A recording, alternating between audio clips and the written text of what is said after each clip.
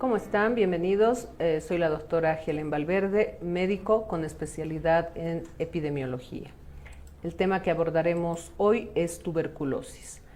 Como todos sabemos, el Programa Nacional de Vigilancia y Control de la Tuberculosis es muy importante dentro de lo que son los programas del Ministerio de Salud en nuestro país, ya que somos catalogados como un país endémico en tuberculosis. La importancia radica en que hace mucho tiempo no logramos controlar la tasa de incidencia y prevalencia de esta enfermedad, y obviamente hoy por hoy que la tuberculosis a nivel mundial es considerada una enfermedad reemergente, es importante, ¿no?, para nosotros como país. Como todos sabemos, dentro del concepto vamos a decir que la tuberculosis es una infección crónica producida por una bacteria, el Mycobacterium tuberculosis. Se contagia casi siempre por las gotitas de Fluget, ¿verdad? Que tenemos contacto entre una persona enferma y una persona sana que tenga la característica de tener defensas o la inmunidad baja por alguna razón. La infección primaria suele ser asintomática, de ahí que una gran parte de la población de países endémicos como el nuestro tiende a haber pasado ya la infección primaria y obviamente, dependiendo de nuestro sistema inmune, haber sido asintomática o llevar a la enfermedad como tal. Esta enfermedad va a producir modificaciones de tipo inmunológico en el paciente, es decir, en el huésped, y obviamente hoy por hoy es importante por la asociación o concomitancia que tiene con la enfermedad del VIH-Sida y también de la diabetes. Sabemos que la difusión es a través de las vías respiratorias, ¿verdad? Y obviamente es importante dentro de lo que va a ser también esta contigüidad que vamos a tener, ¿no? Obviamente ingresa por el tracto respiratorio, pero puede pasar a través de los vasos, tanto por vía hematógena como por vía linfógena, a tener otro diagnóstico como es el de la tuberculosis extrapulmonar, que lamentablemente en nuestro país está siendo así como diagnosticamos hoy en día. La incidencia más o menos, ¿no?, a nivel mundial es de 1.5 millones de personas infectadas, 10 millones de nuevos casos al año, y obviamente nuestro país no está fuera de esto. Lamentablemente todavía tenemos en Bolivia casos de mortalidad por tuberculosis y obviamente, vuelvo a repetir, ¿no?, al ser endémico estamos teniendo un mal diagnóstico inicial o primario y encontramos ya casos directamente concomitantes con alguna complicación o llamados extrapulmonares. Dentro de la estimación que tenemos a nivel mundial a partir de 2006, que se considera a la enfermedad de tuberculosis como una enfermedad reemergente porque apareció ya en casi todos los países, tenemos una estimación, ¿no?, muy grave en los países que ustedes ven de este color guinda oscuro, donde esta incidencia es alta y obviamente llega a una alta mortalidad, ¿no? La mayor parte de los países de África están dentro de esta estimación. Por debajo están los países en color rojo, como el nuestro, está Perú, que lamentablemente ambos países tenemos esta historia, ¿no?, de endemicidad de lo que va a ser la tuberculosis y obviamente también de lo que va a ser la multidrogoresistencia.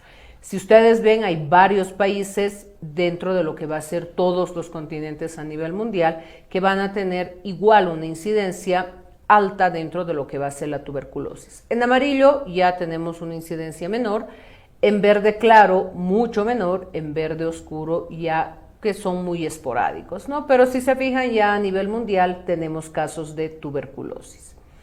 Hemos dicho que el agente etiológico principal de la tuberculosis pulmonar en los seres humanos es el Mycobacterium tuberculosis. Sin embargo, encontramos dentro de los agentes etiológicos al Mycobacterium bovis, al Africanum y obviamente al bacilo de Calmette-Guerin, para lo cual hemos visto en el tema de PAI, está presente en nuestro esquema de vacunación la vacuna BCG. Dentro de la historia natural de la enfermedad, nosotros vamos a ver como principal reservorio al hombre, al ser humano, para que pueda mantenerse latente esta enfermedad. Y hemos dicho también que la transmisión es por vía aérea, ¿verdad? Al toser o expectorar estas famosas gotitas de Fluget es como nosotros vamos a poder contaminarnos y transmitirnos esta enfermedad. Todo empieza con una lesión inicial que es conocido como granuloma tuberculoso, que va a poseer características necróticas en su interior, ¿no? Y obviamente ya vamos a ver más adelante en la radiografía de tórax cómo se observa esta lesión inicial, y por dentro también va a contener fibrina con bacilos en estado latente, ¿no? Estos bacilos son los que en el tratamiento que tenemos, que es por largo tiempo, nos va a costar un poco más ingresar a estos granulomas y poder tener un buen tratamiento. Luego, con el tiempo, este granuloma tuberculoso va a adquirir otras características particulares, ¿verdad? Como ustedes ven acá, que son las células multinucleadas de Langhans, a partir de esta fusión con los macrófagos como respuesta de nuestro sistema inmune. Finalmente, la evolución en un porcentaje alto, más o menos se indica en un 90%, es que esta pequeña población bacilar del granuloma acaba siendo destruida por la fibrosis, ¿no es cierto? Entonces, en un 5 a 10% sí se desarrolla la enfermedad tuberculosa, pero en el resto se mantiene ahí como fase inicial. Esta es la lesión que mencionábamos, ¿no es cierto?, que es la lesión cavitada, que vemos en esta parte de la radiografía en la parte superior del pulmón, donde vemos esa necrosis, ¿no es cierto?, de la lesión inicial. La lesión miliar ya se asocia más bien a pacientes con inmunosupresión, donde vamos a ver ya una diseminación del bacilo por todo el cuerpo. Ahí es donde vamos a encontrar también la tuberculosis extrapulmonar, ¿no? Y es lo que comúnmente hoy por hoy vemos y recién hacemos el diagnóstico, ¿no? Esta es la forma en la que nosotros vamos a ver las lesiones miliares, por ejemplo, en el pulmón. ¿Cuál es el cuadro clínico? Lo conocemos, obviamente nosotros tenemos este diagnóstico diferencial en nuestro medio por la endemia que les he manifestado, ¿no? ¿Cuáles son las manifestaciones clásicas que vamos a ver? Pérdida de peso, astenia, anorexia, las febrículas de predominio vespertino y la sudoración nocturna, ¿no? Obviamente acá también se asocia la tos por más de 2 semanas, que básicamente o epidemiológicamente hablando es la definición de un caso conocido como sintomático respiratorio, ¿verdad? Si tenemos una tos que no cede y alguno de estas otras manifestaciones clínicas, podemos denominar a nuestro paciente como sintomático respiratorio y pedirle una baciloscopía. La edad de presentación depende de la situación epidemiológica, principalmente hemos hablado de deficiencia nutricional, desnutrición, inmunosupresión, y el sexo masculino es predominante, ¿no? También está en relación en nuestro país a el tema de la actividad laboral que cada uno de estos pacientes tenga. La tuberculosis, por lo tanto, se va a asociar también a otras enfermedades o trastornos graves como el VIH, el alcoholismo, ¿no? Alguna falla hepática, daño hepático, drogadicción, insuficiencia renal, diabetes. Hoy por hoy las patologías crónicas también están siendo base, ¿no?, para que se pueda aumentar también la incidencia de esta patología.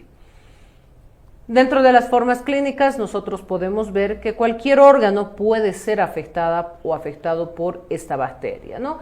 Y según el grado o el porcentaje de la frecuencia vamos a tener en primer lugar, después de la pulmonar, a la tuberculosis pleural.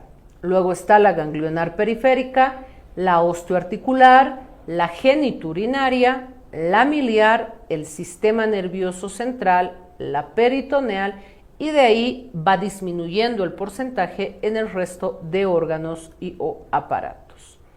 Hemos dicho que la tuberculosis pulmonar va a tener como vía de entrada la vía aérea, ¿verdad?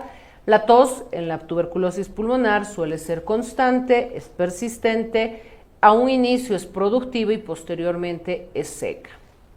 Podemos ver nosotros ciertas lesiones inflamatorias, ya sea en laringe o en la región traqueobronquial, donde vamos a poder ver también el acompañamiento de esta tos. La expectoración, ya sea hemoptoica o hemoptísica, suele ser también sugestiva de diagnóstico. No la única causa, ¿no? Tenemos que hacer un diagnóstico diferencial, pero sí podemos estar o poner en la lista a la tuberculosis pulmonar. La disnea también es parte de este cuadro clínico, más que todo en fases avanzadas, cuando a veces ya pasa de ser pulmonar a haber un derrame pleural. Acá tenemos, ¿no?, las dos formas de tuberculosis pulmonar, la primaria y la posprimaria o del adulto. La primaria está relacionada a los niños, ¿no?, menores.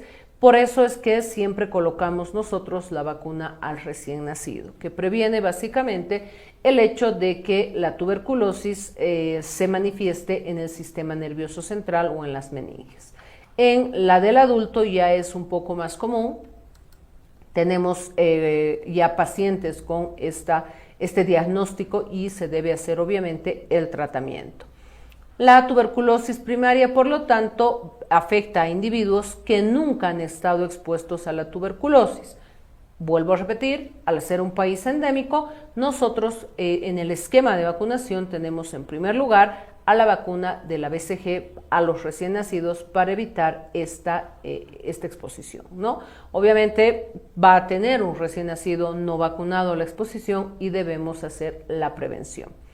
Y cada vez se ve más en adultos hoy por hoy, ¿no? Les vuelvo a repetir, a nivel mundial, porque estamos hablando de una enfermedad reemergente. Es una forma habitual en los infectados con VIH y se detecta por la positividad de la prueba de tuberculina. Básicamente, ¿no?, en una proporción variable de enfermos se van a presentar ciertas manifestaciones de forma clínica o de forma radiológica donde nosotros podemos ver, ya viendo una radiografía de tórax, el complejo primario, que es lo que mostrábamos hace un momento, la adenopatía iliar o paratraqueal, el infiltrado parenquimatoso, a veces ya derrame pleural y en formas más graves el patrón miliar, ¿no? Entonces sí tenemos que estar pendientes en relación a la fase de la enfermedad, días que ha pasado, para que nosotros podamos reconocer cualquiera de estas anomalías, ¿no? Si la radiografía que hemos hecho y la prueba de la tuberculina son positivas, entonces sí podemos hacer un buen diagnóstico. En nuestro país, a veces solamente con la radiografía hacemos el diagnóstico en vista de que la prueba de la tuberculina en una gran mayoría de los pacientes da positivo por la endemicidad.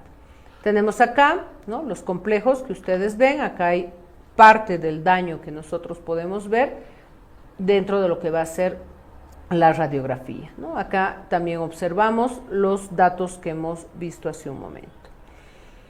También podemos tener reactivaciones, ¿no es cierto?, de lesiones primarias antiguas que, como hemos dicho, si no pasa o nuestro sistema inmunitario puede disminuirlo, no vamos a tener manifestaciones clínicas, pero estas pueden presentarse posteriormente, ¿no? A esto le llamamos tuberculosis postprimaria, pulmonar postprimaria, donde estas lesiones también se van a ver básicamente en la parte apical de los pulmones, ¿no?, en la parte superior de los lóbulos superiores y también de los inferiores, ¿no? Entonces, sí tenemos que tener mucho cuidado en el diagnóstico precoz que hagamos. Dentro de las formas radiológicas más frecuentes tenemos el infiltrado apical, puede ser unio bilateral, puede ser exudativo, en su mayoría es infraclavicular y a veces no podemos reconocerlo en fases iniciales, ¿no? De ahí, les vuelvo a repetir que muchas veces ya los pacientes inician tratamiento con diagnósticos anatomopatológicos de tuberculosis peritoneal, tuberculosis del sistema nervioso central, etcétera, ¿no? Tenemos también dentro de estas formas las cavitaciones, ¿no?, que pueden ser únicas o múltiples dentro de estas lesiones que vamos a observar. Este es el signo más evocador de la tuberculosis pulmonar. Otro signo que podemos ver radiológicamente hablando es el derrame pleural. Luego tenemos la neumonía tuberculosa, el empiema, el tuberculoma o algún patrón miliar que nosotros encontremos, como hemos indicado, ya en etapas más avanzadas. Dentro de estas, la pleuritis tuberculosa es una de las formas que hemos indicado que está después de la forma pulmonar. Puede presentarse de forma aguda, existe un dolor en punta de costado que es intenso, Dentro de la clínica además está la disnea, la fiebre, similar a lo que vemos en la primaria, ¿no? O en la pulmonar, perdón. Y obviamente si tenemos un comienzo solapado, a veces solamente vemos febrícula, un dolor leve o un síndrome tóxico infeccioso, ¿no? Entonces sí es importante que nosotros hagamos un buen diagnóstico, ¿no? Acá vemos el derrame pleural en la diapositiva. Otra forma hemos indicado de la tuberculosis, que es la adenitis tuberculosa, ¿no? Esta es extratorácica, es más común en los pacientes que tienen un diagnóstico ya previo de VIH, vamos a ver, ¿no?, un hallazgo de los llamados bultomas en las regiones donde tenemos ya los ganglios, ¿no? Y los más comunes a veces son en cuello, en región cervical, como ven acá, ¿no? Y obviamente estos bultomas sí deben estar debidamente diagnosticados para evitar cualquier otra confusión. La tuberculosis miliar, hemos dicho que es la presentación más grave de la tuberculosis de tipo pulmonar. El cuadro clínico es variable, ¿no? Hay fiebre, generalmente la denominamos fiebre de origen desconocido porque al inicio no tenemos otra clínica u otra forma de tener un diagnóstico más certero. Posteriormente recién hay disnea, tos, puede afectar al estado general del paciente. Y obviamente también la diseminación nos va a ayudar a tener mayor clínica y entender un poco más el diagnóstico, ¿no?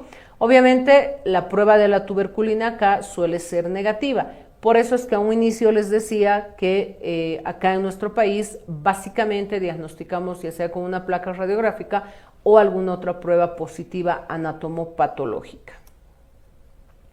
Otras formas, según la frecuencia, tenemos la osteoarticular, la genitourinaria, intestinal, peritoneal y excepcionalmente la pericárdica, suprarrenal, cutánea u ocular.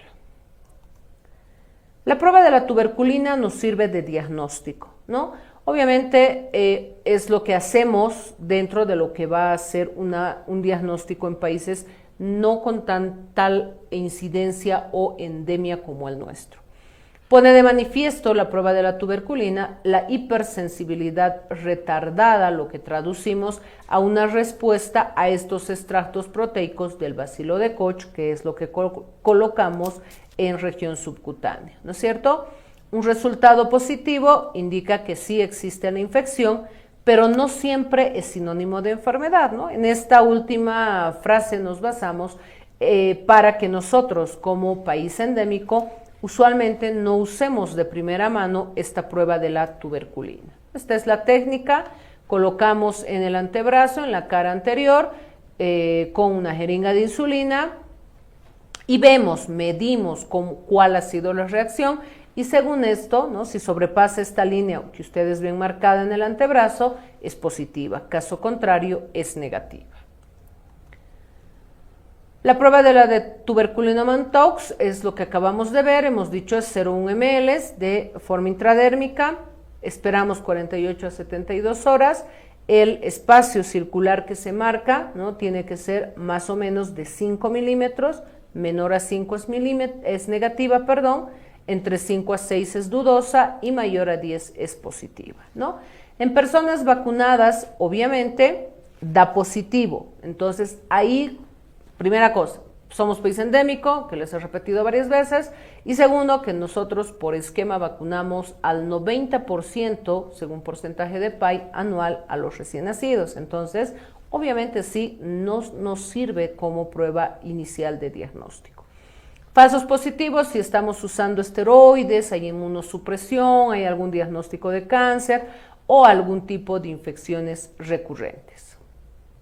Otra prueba de diagnóstico importante es el estudio microbiológico, ¿no?, que es un poco más efectivo que el anterior que hemos mencionado porque consiste en identificar este Mycobacterium tuberculoso en el esputo, ¿no es cierto? Entonces ahí sí podemos confirmar el hecho de que si tiene o no tiene el diagnóstico. A esto le llamamos la famosa prueba de el esputo, ¿no? Son 3 muestritas que nosotros debemos llevar al laboratorio y hacemos después de la fijación con el método Ziel-Nielsen o por fluorescina, en nuestro país usamos Ziel-Nielsen, podemos observar ya las colonias de este micobacterio, ¿no es cierto?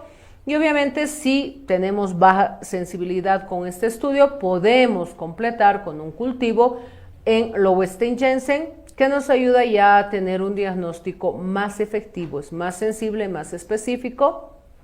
En el cultivo necesitamos entre 3 a 8 semanas para verificar el crecimiento de las colonias, ¿no es cierto? Entonces, son este proceso que nosotros desarrollamos dentro de lo que va a ser el diagnóstico.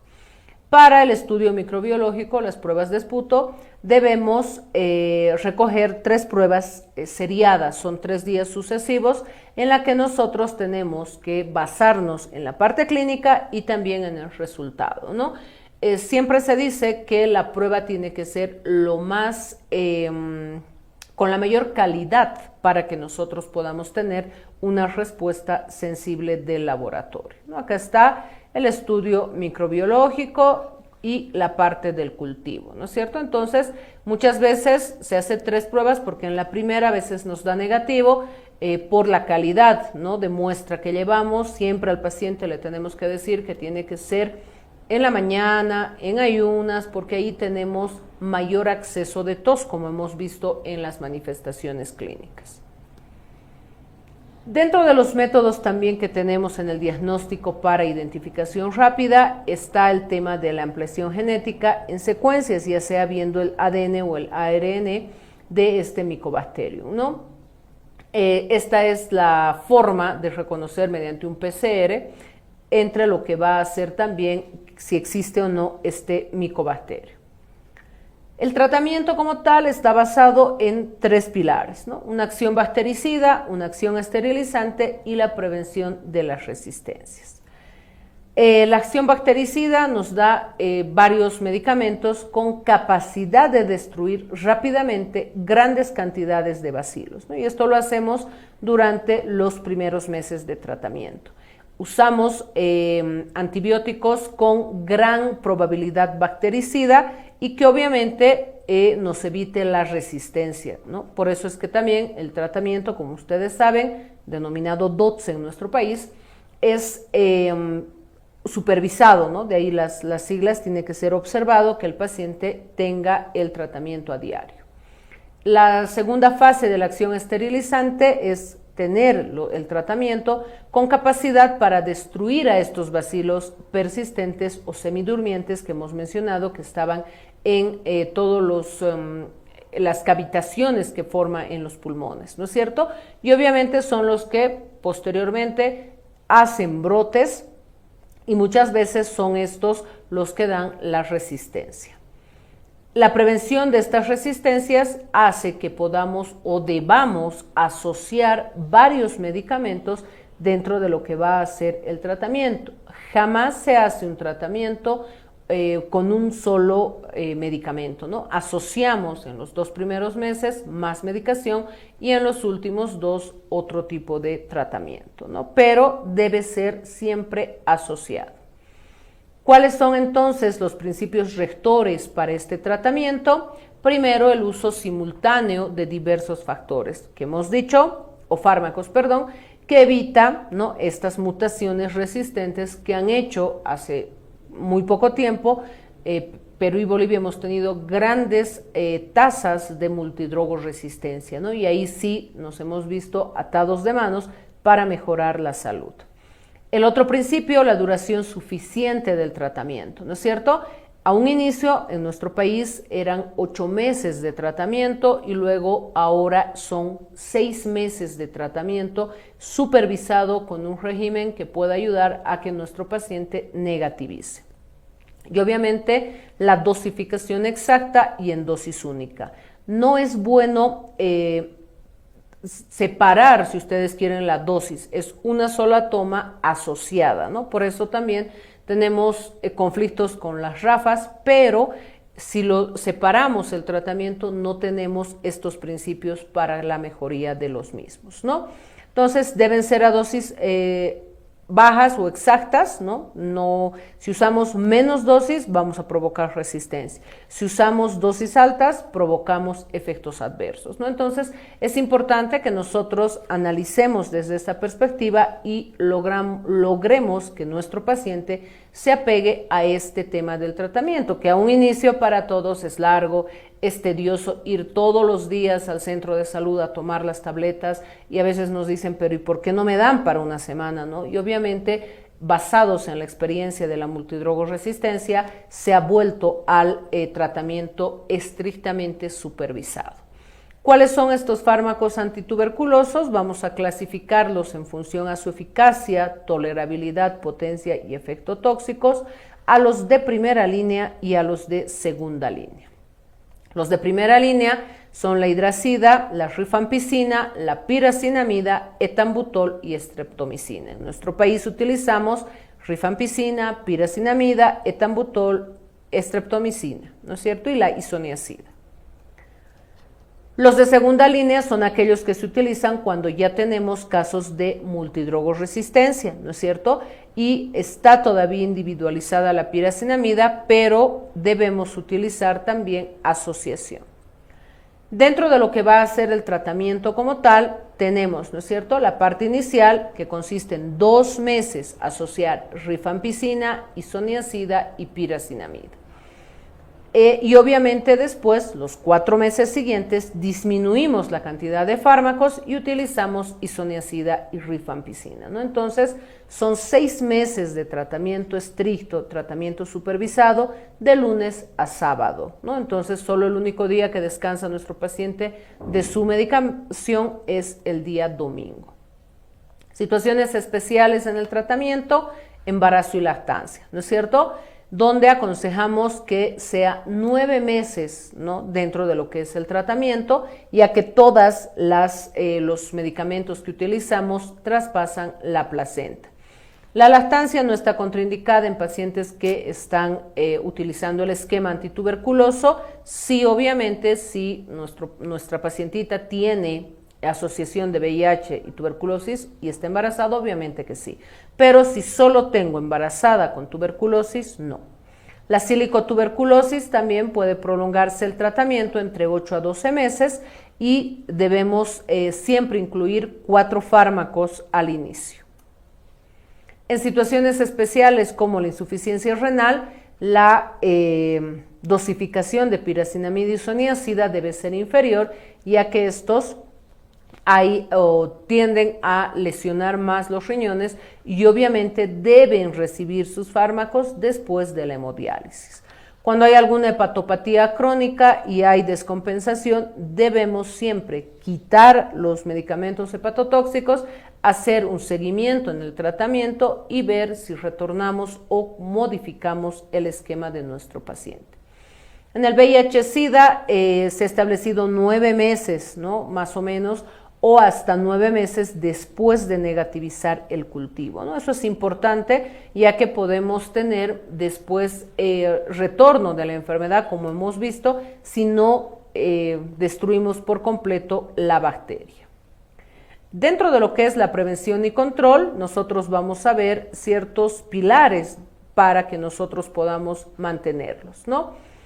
Dentro del plan de prevención siempre debemos evitar la infección a través de lo que son disminución de estas fuentes de infección, es decir, conversar con los pacientes, ¿no? A veces tenemos gran número de pacientes que en su momento, cuando teníamos en el servicio público, en los minibuses, más voceadores, la gran mayoría trabajaba de voceador. Entonces, ahí es bueno interiorizarnos con el paciente y explicarle el riesgo al que pone a la población y con los que va a estar dentro del minibús, ¿no? Ver el reservorio del bacilo, los mecanismos de transmisión y la población susceptible, ¿no? En base a lo que va a ser la educación, siempre debemos ver esta prevención.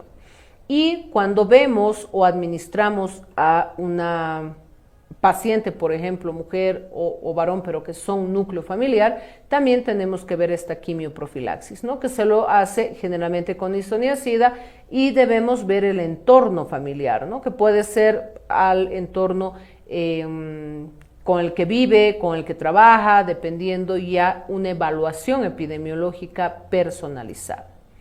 ¿Cuáles son las indicaciones de quimioprofilaxis?